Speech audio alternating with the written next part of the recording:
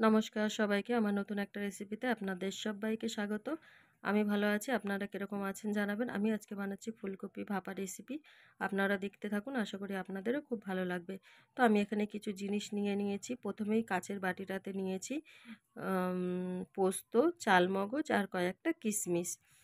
আর এখানে নিয়েছি কিছু লঙ্কার গুঁড়ো হাফ চামচ, নুন পরিমাণ মতো হাফ চামচ, হলুদ গুঁড়ো আর অল্প একটু মিষ্টি। আর এখানে নিয়েছি ধনেপাতা কুচি, বড় সাইজের একটা টমেটো কুচি, আর ফুলকপি কেটে নিয়েছি, আর 4টে কাঁচা লঙ্কা চিড়ে নিয়েছি মধ্যিখান থেকে। এবারে আমি চালমগজ, পোস্ত আর কিশমিশটাকে পেস্ট করে নেব। আপনারা সবাই কীরকম আছেন জানাবেন। আমি ভালো আছি। আমার ভিডিওগুলো যদি ভালো লেগে থাকে অবশ্যই লাইক, কমেন্ট, শেয়ার, চ্যানেলটাকে সাবস্ক্রাইব করে আমার পাশে থাকবেন। আমার পেস্টটা হয়ে গেছে। এবারে আমি একটা বাটির মধ্যে ফুলকপিগুলোকে নিয়েছি। এবারে যে পেস্টটা করে রেখেছিলাম চালমগজ, পোস্ত, কিশমিশের, ওটা দিয়ে দিলাম। আর এখানে যে মশলাগুলো আমি নিয়েছিলাম, পরিমাণ মতো নুন, হলুদ, লঙ্কা গুঁড়ো, চিনি, যা যা নিয়েছিলাম, এবারে সব ওগুলো ফুলকপিতে দিয়ে দিলাম। কাঁচা লঙ্কা 4টে দিয়ে দিলাম। এবারে দেব আমি একটু সর্ষের তেল। সর্ষের তেলটা একটু বেশি পরিমাণেই দেব। আমি কিন্তু এই সর্ষের তেলটাই দেব, আর কিন্তু কোনো তেল দেব না।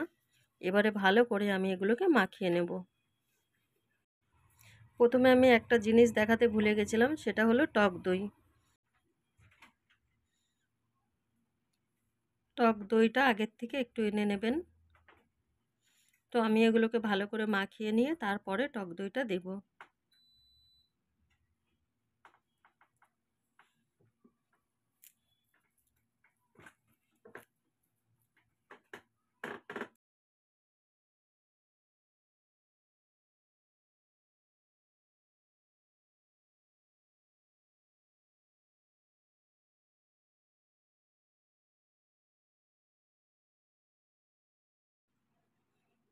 আমার ফুলকপিটা মাখা হয়ে গেছে। এবারে দিয়ে দেব টক দই।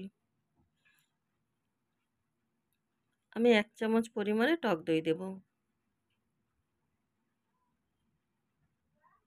দিয়ে এবার ভালো করে মাখিয়ে নেব আবারও। ভালো করে টক দইটা মাখিয়ে নেব।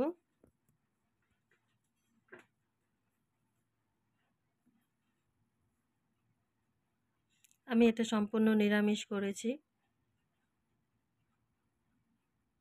এবারে আমি একটা টিফিন বাটি নিয়েছি। টিফিন বাটির মধ্যে এগুলোকে দিয়ে দেব।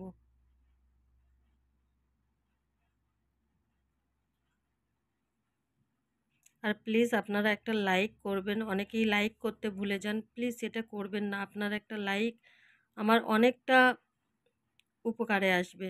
তাই প্লিজ প্রথমেই একটু লাইক করে দিয়ে ভিডিওটা দেখা শুরু করবেন।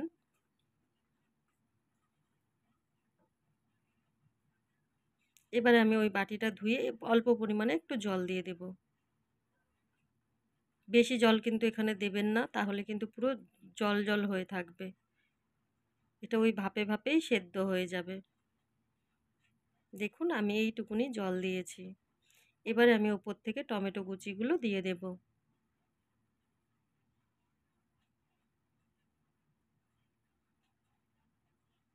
আর দিয়ে দেব কিছুটা ধনেপাতা কুচি।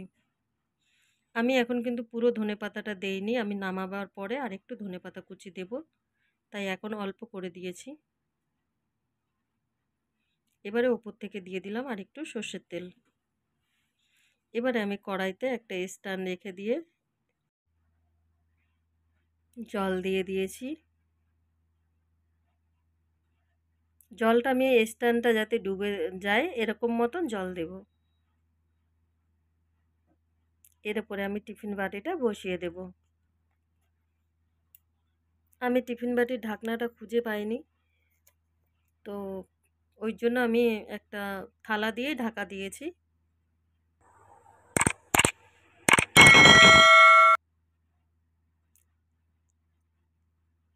এবার আমি ঢাকাটা দিয়ে দিলাম। ঢাকা দিয়ে এখন 30 মিনিট আমি এটাকে রান্না করে নেব, যতক্ষণ না আমাদের ফুলকপিটা সেদ্ধ হচ্ছে। আমি ঢাকা খুলে মধ্যিখানে একবার নেড়ে দিয়েছিলাম। যাতে ওপরের ফুলকপিগুলো খুব সুন্দর সেদ্ধ হয়ে যায়।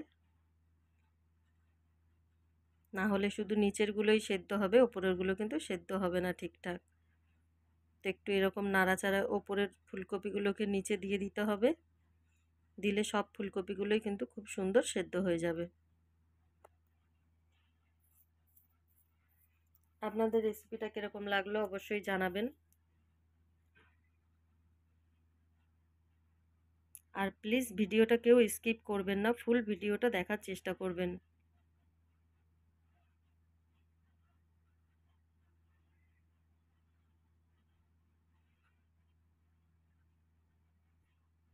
আমার জলটাও কিন্তু একদম শুকিয়ে গেছে। এবার আমি নামিয়ে নিলাম। দেখুন ফুলকপিগুলো কিন্তু খুব সুন্দর সেদ্ধ হয়ে গেছে। তো একদম রেডি হয়ে গেছে আমার ফুলকপি ভাপা রেসিপিটা। সবাই ভালো থাকবেন, সুস্থ থাকবেন, সাবধানে থাকবেন। দেখা হবে আবার নতুন একটা